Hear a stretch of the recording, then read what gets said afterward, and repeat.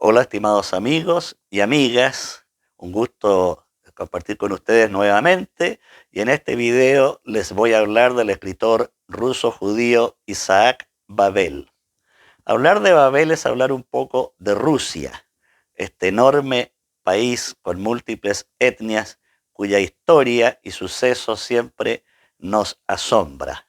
Hablar de Rusia es recordar un poco a Iván el Terrible, aquel gobernante que mató a su hijo de un golpe en el cráneo, que incendió pueblos enteros y adquirió este apodo de El Terrible.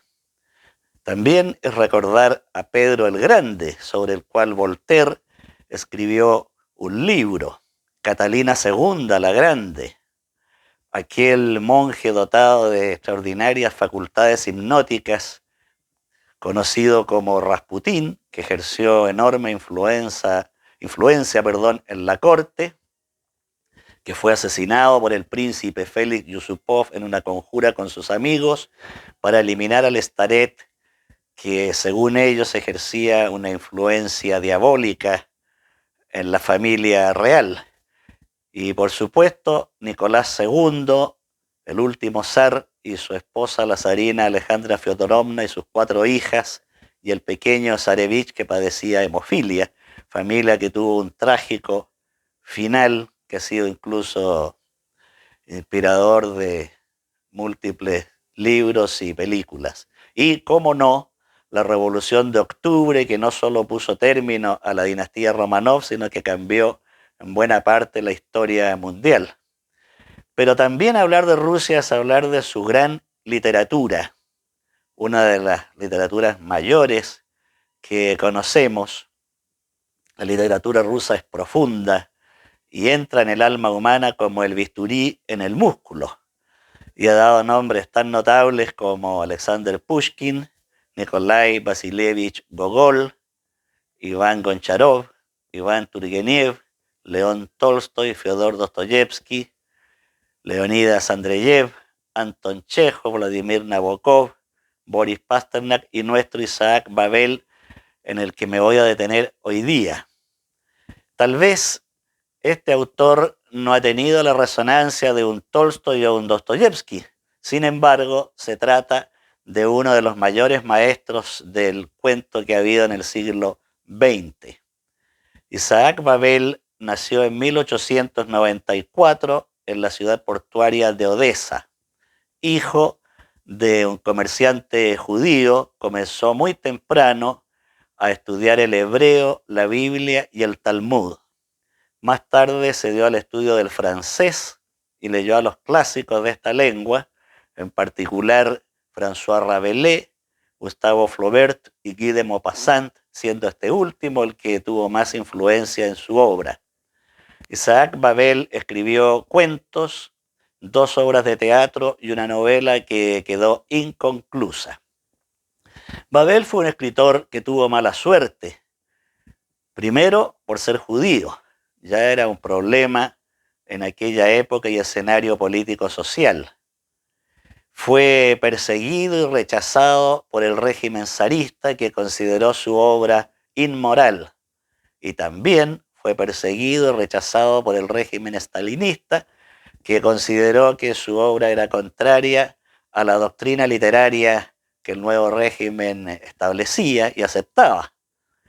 Y pese a que se enroló en el Ejército Rojo y adhirió a la revolución bolchevique, integró la caballería cosaca, la mala suerte lo persiguió, y aunque tuvo la protección de otro gran escritor ruso, Máximo Gorki, que le abrió espacio en su revista, en el año 1939 fue detenido y enviado a Siberia, donde murió.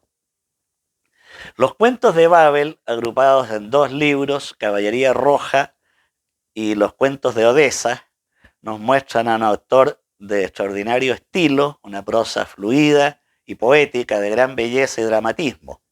En los cuentos de Caballería Roja se preocupa de mostrarnos las condiciones y sucesos del frente de batalla, y muestra también los abusos y excesos cometidos contra los judíos y los polacos.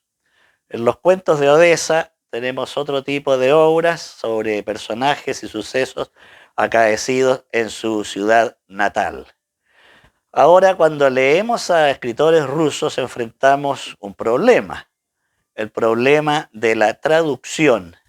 Muchas veces traducir un texto es traicionar la lengua original en que fueron escritos aquellos textos, sobre todo cuando se trata de una lengua tan distinta de la nuestra como el ruso, una lengua eslava. Y por supuesto estas traducciones parten primero al inglés, luego al francés y después al castellano, de modo que tenemos una traducción de tercera mano. Distinto sería el caso si hablamos de autores de lengua portuguesa, italiana o francesa. Son lenguas romances igual que la nuestra, entonces la traducción es menos compleja, aunque nunca una traducción va a ser igual al original.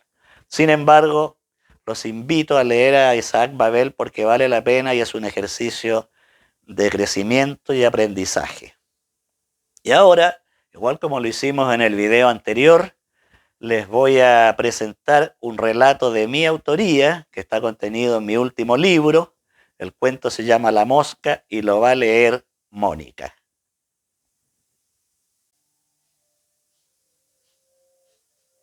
La mosca. Un anciano de brillante calva, nariz ganchuda, anteojos con marco dorado, abdomen prominente, envuelto en una bata azul con líneas blancas, leía el diario acomodado en un sillón situado junto a la ventana.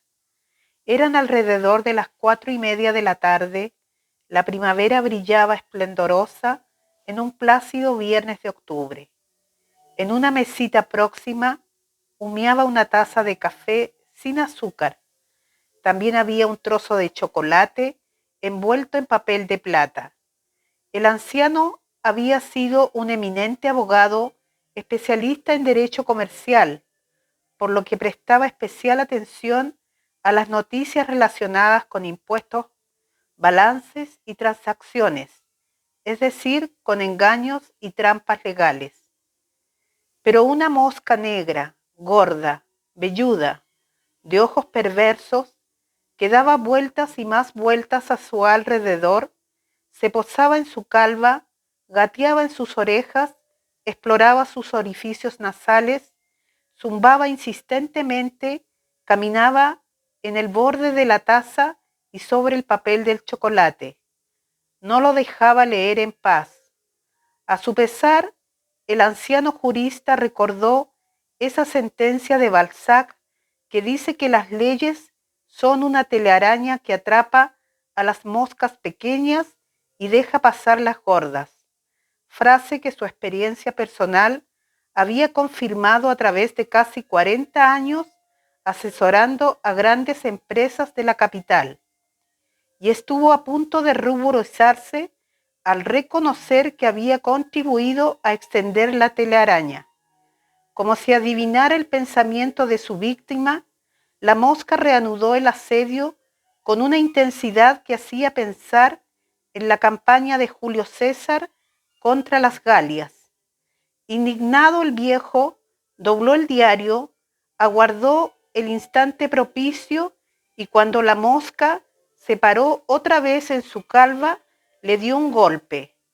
Fue un golpe certero, pero la mosca ya había volado y posada en el marco superior de la ventana, se burlaba esbozando una sonrisa diabólica.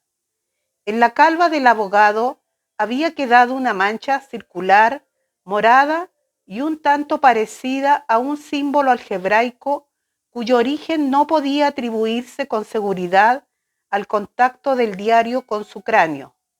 Cogiendo el chocolate con mano temblorosa, lo lanzó contra la mosca, pero dio bastante lejos del insecto, que ni siquiera se tomó la molestia de moverse del sitio donde estaba, limitándose a mirar de reojo el paso del proyectil.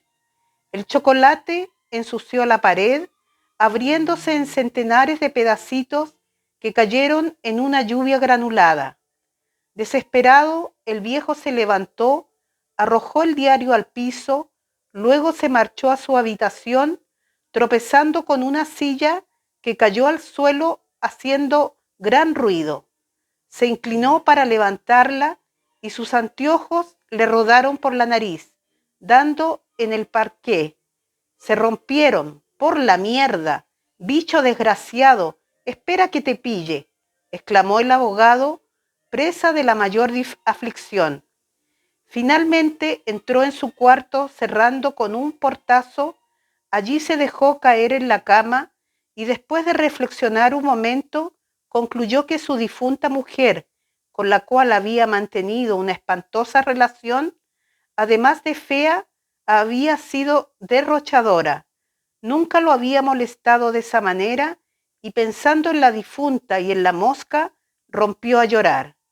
Entonces la mosca, que se había hartado probando los restos de chocolate pegados en la pared y continuaba sonriendo en lo alto de la ventana, descendió con serenidad por la cortina, llegó hasta el sillón, saltó al suelo y se dedicó a examinar el diario.